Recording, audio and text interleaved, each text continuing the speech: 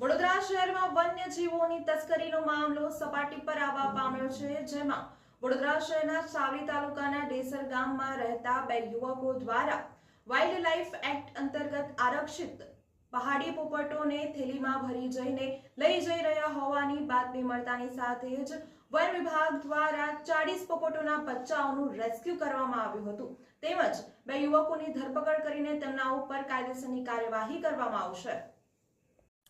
Vadodara one વિભાગના range forest officer કરણરાજસિંહ વાઘેલાએ જણાવ્યું હતું કે વડોદરા ખાતે ગઈકાલે સાંજે GSPCAની બાતમીને આધારે વન વિભાગે છટકું ગોઠવ્યું હતું, જેમાં દેસર તાલુકાના બે આરોપી પોપટ લઈને આવતા હતા, જ્યારે પહાડી પોપટ કુલ નંગ 40 થેલીની અંદર ભરેલા હતા।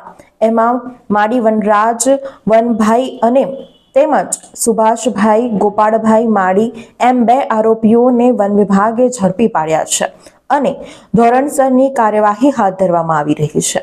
વાઇલ્ડ લાઇફ પ્રોટેક્શન એક્ટ મુજબ એમની સામે ધોરણસરની કાર્યવાહી હાથ ધરવામાં આવી છે અને જે પહાડી પોપટ છે એ શેડ્યુલ એનિમલ હોય એની સામે સખતમાં સખત દંડ ભરવામાં આવશે અને ફરીથી આ ગુનો ન કરે તે માટેની સમજ આપવામાં આવશે। 40 નંગ પોપટના બચ્ચા હતા, તેઓ એમને જે રેવન્યુ સર્વેની અંદર મોટા જે તાળાના ઝાડ હોય છે એની ઉપર પક્ષીઓ માળા બનાવતા હોય છે ને નાના બચ્ચાઓના માળા વિખેર્યા હોય ત્યારે આ ગુનો કરેલ છે, એની સામે કાર્યવાહી કરવામાં આવશે।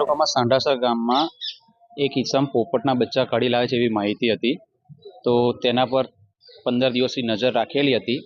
ત્યારબાદ 3 દિવસ પહેલા હિલાચલ ખબર પડી અને તેઓ એક થેલીની અંદર પોપટના બચ્ચા ભરી વડોદરા તરફ આવી રહ્યો હતો, ત્યારે તેને દુમાર ચોકડી પાસે પકડી લેવામાં આવેલો છે। એક છે સુભાષ માળી છે અને એક અર્જુન માળી કરીને છે।